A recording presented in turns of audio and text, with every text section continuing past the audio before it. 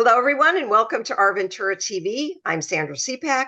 On today's show, we'd like to welcome Dr. Rani Banik. She is an ophthalmologist specializing in eye care for seniors. Thank you so much for joining us today. Oh, thank you so much, Sandra, for having me. Great. Dr. Banik, you are an ophthalmologist and also an author on eye care. And I'd like you to tell us more about good care for our eyes, especially for those over 55 and as we get up there in age. What kind of things can we expect would change with our vision? Yeah, so many things can change in the eyes as we get older. For example, people may first notice that they have trouble reading, so they have to hold things further away. That's very, very common. That's called presbyopia. But other things can also be very prevalent, like dry eyes, cataracts, glaucoma, macular degeneration. So there are many eye conditions that may develop, but the good news is there's a lot people can do to help prevent some of those potentially vision-threatening diseases. Okay. Let's talk about that preventative care. What are some of the things that you would recommend? Well, first and foremost, I'm a strong believer in nutrition for Okay, eye health.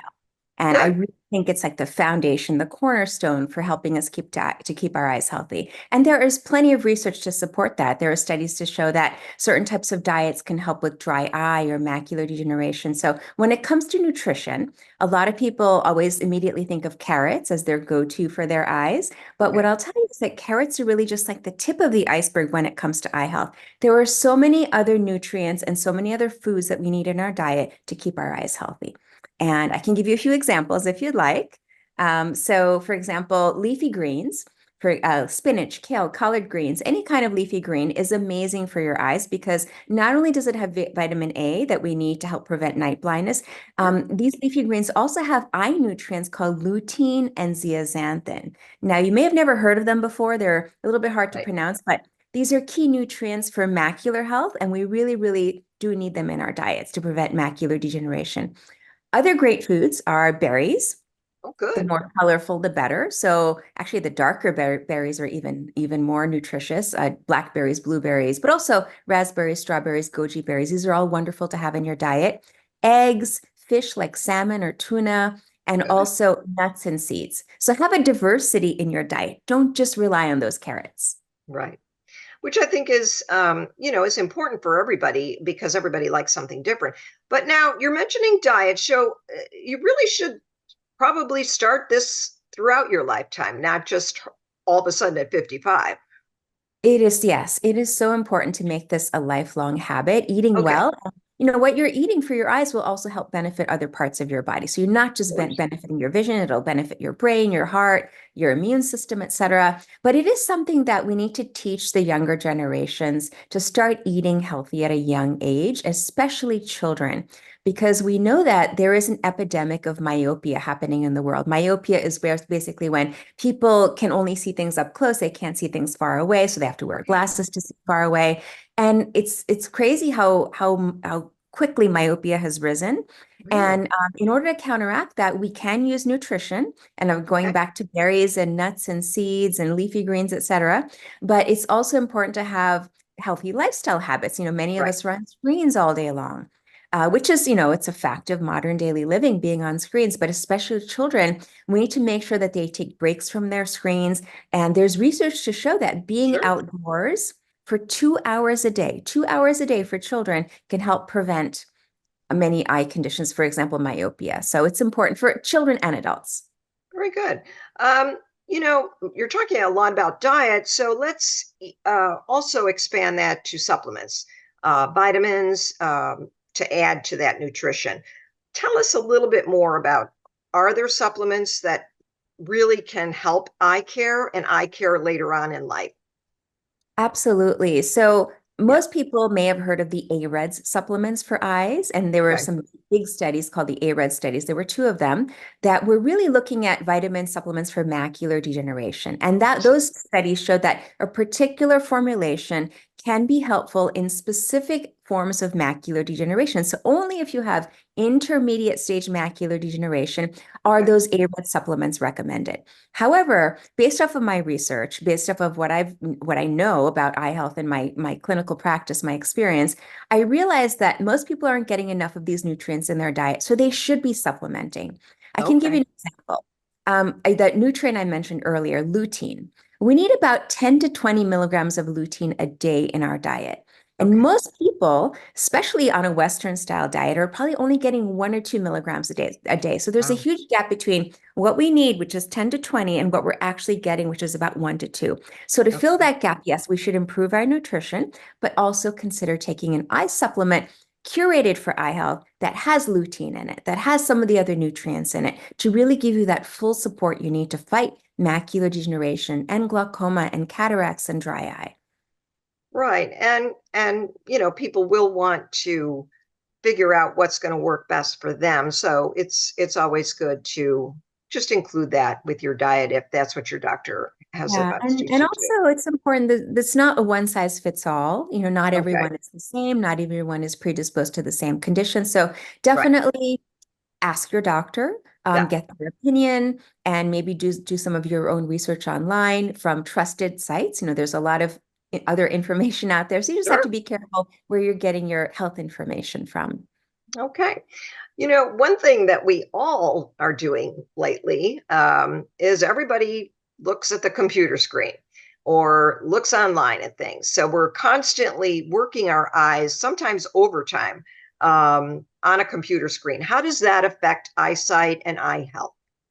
Well, the good news is there is no long-term damage from looking at Okay. the screen. A lot of people are concerned, oh my goodness, is this going to cause me Right. to lose vision? Is it going Sure. to cause me to go blind? So that doesn't happen. And if it Okay. really did happen, we would have an epidemic of blindness. So that's Yes. good if we don't have that. But it can cause, looking at a screen all day, the average adult in the US, this is an interesting fact, the average adult in the US spends over 10 hours a day in front That's of a a lot. screen.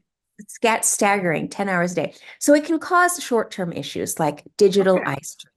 And digital eye strain is an umbrella term that we use when people develop certain symptoms looking at a screen all day. For example, light sensitivity, blurry vision, dry eyes, scratchy, irritated eyes, sometimes even headaches and neck aches or shoulder strain. So this Right. all is digital eye syndrome. And there are things that we can do to counteract that. Number one, Okay.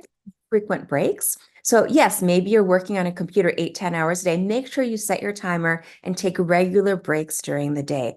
The That's good American advice. Academy of Ophthalmology recommends something called the 20-20-20 rule, which, we always think of 20/20 as perfect vision, but the 20-20-20 rule is basically every 20 minutes, take a 20-second break and look at something far in the distance, 20 feet away. Just do that short exercise and it'll improve your endurance when on a screen. Also, dry eyes are really common from being on a screen, so make sure you have your lubricating drops handy, maybe keep them by your workstation. So these are Mhm. some simple things people can do to maintain comfort while they're using their screens. Very good. All good to hear. And you mentioned a lot about dry eyes and things such as cataracts, glaucoma, and macular degeneration that does develop with a lot of our seniors. How are you able to detect some of that? And is there help for those conditions?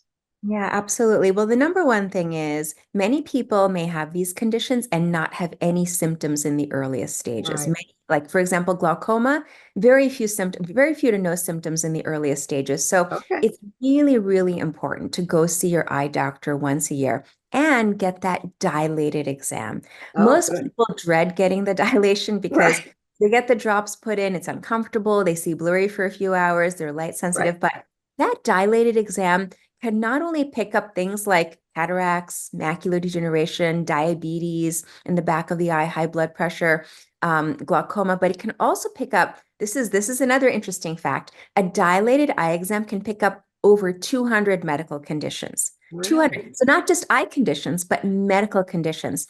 So when it comes to your overall health, the eye is basically like a canary in the coal mine. If something is brewing, it may show up in the eyes first. You may not have symptoms, but if you go see your eye Right. doctor, they can check and they can make sure that there's nothing else going on. So it's really, really important to get that annual checkup.